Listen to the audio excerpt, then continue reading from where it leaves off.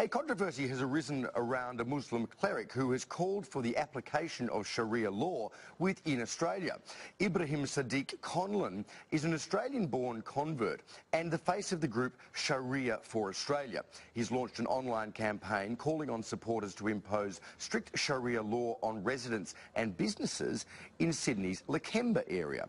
Some of the posters have already been torn down, but Mr Conlon is vowing to put more up, pushing for an end to smoking, drinking and dancing. Mr Conlon has posted several videos online, including one where he sends Australian troops fighting in Afghanistan a simple and pointed message. Well, you're earning a small paycheck to go there and kill Muslims. Muslims are turning their fire, defending their families, their lives and their country against you terrorists. Mr Conlon also believes Australian soldiers who are killed in Afghanistan deserve it. Now, Ibrahim Sadiq Conlon joins me in the studio now. Good morning to you. Good morning, firstly, let's talk about your calls for the imposition of Sharia law in parts of Lakemba. What is it that you're saying exactly? Well, essentially, Andrew, what we're calling for is for the Muslims themselves. Well, this is something for the Muslims. So firstly, the Australian people really don't have too much to fear. Previously, you might have known my message to the whole of Australia calling for Australia to accept Sharia law. Well, this is more of a more centralised, focused message to the Muslims to at least understand the basics of their religion and to centralise and form within their own areas, or what we call emirats, to strengthen our Muslim communities. Essentially, that's what we're doing. Doesn't that assume, though, that all Muslims want to lead a separate cultural life to the rest of Australia? Yeah, it's an interesting point, and I think this is the challenge that myself and other Muslims who try to adhere to the fundamentals and the basics and the true Islam is that, yes, we are finding a general an attitude that is saying that we're in Australia, we've come from Muslim lands to this country, we want to live like Australians. So this is the challenge, is how to overdraw what we get over that, what's called ignorance, or jahiliyyah in Arabic, to get them back to Islam, and that's the challenge. Yeah. Okay, so in practice, you know, Sharia law does call for lashings, for example, if a Muslim is caught drinking alcohol. Who would, in your view, impose that? Well, first of all, we've got to go back. You know, we're talking about issues here that are like Year 12 mathematics to a kindergarten student. The Sharia, of course, is 5 major things, the punishment being the last.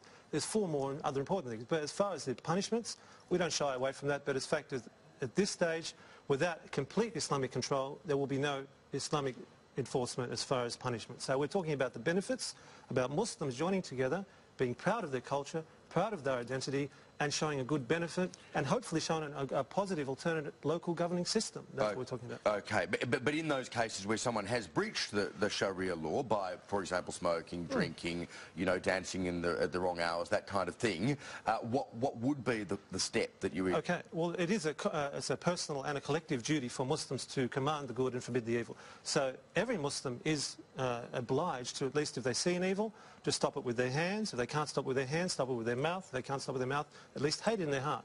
For example, if we see a Muslim smoking, well, we should say to him, well, man, you should stop smoking. It's against Islam. See a Muslim drinking, well, we can't flog him, of course, because we don't have Islam, an Islamic state. We say, at least, God, what you're doing is actually against Islam, and you're actually hurting your own soul with our tongue. So we're just telling them it's against Islam. Same as any religion. Same as what the Jews do in the eastern suburbs. Same as what the good Christians do in the Bible Belt.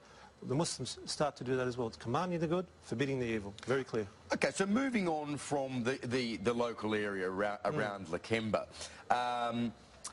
you've said that you're a proud Aussie, that you like Australia. Absolutely. You've also said that democracy is the devil's law. Absolutely. That Christmas is evil. Absolutely. And that you admire Abu Bakr Bashir. Absolutely. What is it about Australia then that you appreciate, that you love? Yeah, thank you for that question. To me, that's the core of the question. I love Australia the same as Dorothea McKellar loved Australia. It's a beautiful country. It's a beautiful resource of nature. I, of course, have an opposition to the system and the culture of drinking and partying and atheism and anti-religion. So I love Australia for its natural wonders, for its possibilities, its location, and its, of course, closeness to Indonesia. You know, just north of Darwin, 3 hours north of Darwin, is the world's largest Muslim nation of over 230 million Muslims. And Australia seems to forget that. You know, we're looking towards America. Well, we should be looking more towards Southeast Asia. The democracy of Australia, of course, allows religious pluralism as well as atheism to flourish. It in fact allows, you know, Muslim communities to exist in the way they want to exist anywhere in Australia. So what is it about democracy that you see as evil? Not a problem, and that's the core of the issue. You know, there's nothing in democracy says that Muslims can live as Muslims, Christians. There's nothing actually in democracy when you study it about that. But as far as in the Australian system as it has developed, though, in the system, in the culture, yes, but in the actual democracy law, no, it's not. But as far as what's so evil about it, essentially, it's taking away Almighty God's control, putting in man's control. So, example, we see homosexuality. You know, you might not see that as an evil, but we as Muslims see that as an evil. You now see same-sex marriage trying to be legalised and canonised and normalised. But when in your own Bibles, as a Christian nation, you'll see clearly that the stories of Sodom and Gomorrah, those people were absolutely destroyed. So there's messages in that. So Islam and the Sharia of Islam and Allah clearly comes to show purity to mankind. Democracy says that the majority can vote. For example, in 100 years, the majority can vote for serial killing, and we'll have serial killing, or bestiality. What's going to change? Over the last 50 years, Australia has changed so much. 50 years ago, we were a very conservative nation. Women were essentially covered up. They were very conservative. They went to church. We were a religious nation under the Christian leadership, but we've lost that. We've become a secular humanist state. It's changing over time. Certainly, though, any system has the ability to be abused. Except Islam. Well, we'll get on to that in a second. Any political system has the ability to be abused, but the essence of democracy is faith in the community to evolve the system to be just to all. And if you're taking away the democratic element, you're not placing faith in your fellow man or woman. Not a problem, Andrew. Who gave you that command in the first place? This is the question. Because the Almighty God gave Adam the command, gave Noah the command to give to his people to rule by Almighty God's laws. Who gave us the right to take that away? Who gave us that right?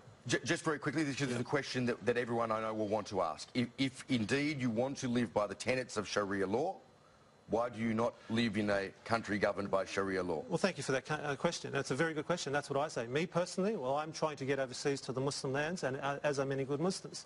For the Muslims who wish to stay here, who migrate here, who choose to stay here, then it is absolutely essential that they distinguish themselves. The Prophet Muhammad said, you cannot live amongst the mushrikeen or the non-Muslims unless that you distinguish yourselves as Muslims. So myself and the good Muslims, yes, we're trying to go overseas to live amongst the Muslims, but it's an advice to those who are staying here to be proud of their religion, to draw upon the goodness of their culture and their